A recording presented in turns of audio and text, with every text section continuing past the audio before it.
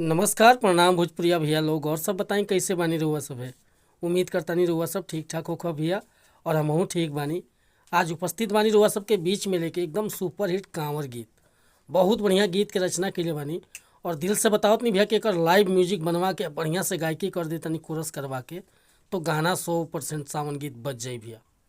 तो चलिए देर ना करते हुए मैटर के शुरुआत कल जा कि आखिर कैसे गावे के बा, का एकर धुन बा, का लय बा। लेकिन वीडियो स्टार्ट कर से पहले भी एगो बात बतावल चाहब कि रुआ अगर नया सिंगर बानी आ सिंगिंग में इंटरेस्ट बा, अच्छा मैटर के तलाश में भटकतानी, सही ढंग के गीत नहीं खे मिलत, बढ़िया तुकबंदी नहीं खे मिलत, चाहे मन पसंद के मीटर नहीं खे मिलत, तो भैया अगर हमारा चैनल पर आ गई बानी तो एकदम निश्चिंत रही, निराश भइला के जरूरत नहीं खे।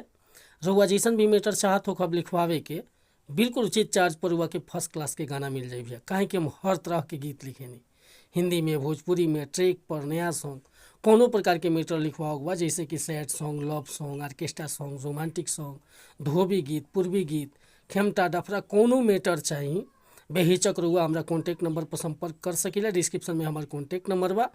और बतावल चाहम कि चैनल पर अगर पहली बार आए लोग तो चैनल के सब्सक्राइब कर लें, बेल आइकन प्रेस कर लें, ताकि हर रोज़ रुआ के नया नया मीटर सुने के, देखे के और गावे के मिलत रही भैया।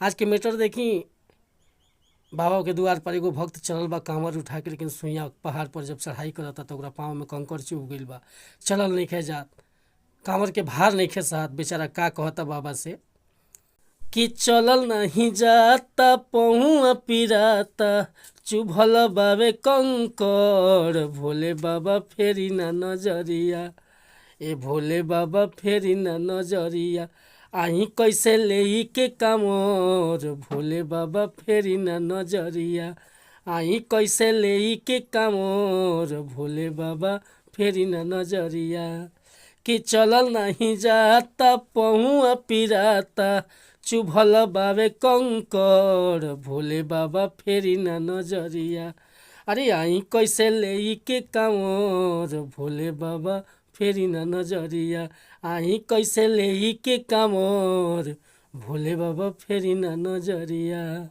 इनमें कोरस करवा देता नहीं, लाइव म्यूजिक रहता तो भैया बढ़िया से गायकी करम तो गाना 100% सावन में बच जाई। अगर ये मीटर पसंद बा, फुल गीत लिखवावल चाहता नहीं तो बेहिचक हमारा कॉन्टैक्ट नंबर पर संपर्क कर सकीले।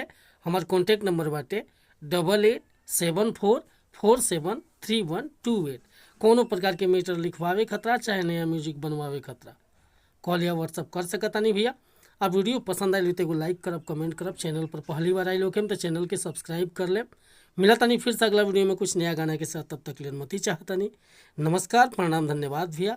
जय हिंद, जय भारत, जय भोजपुरी समाज।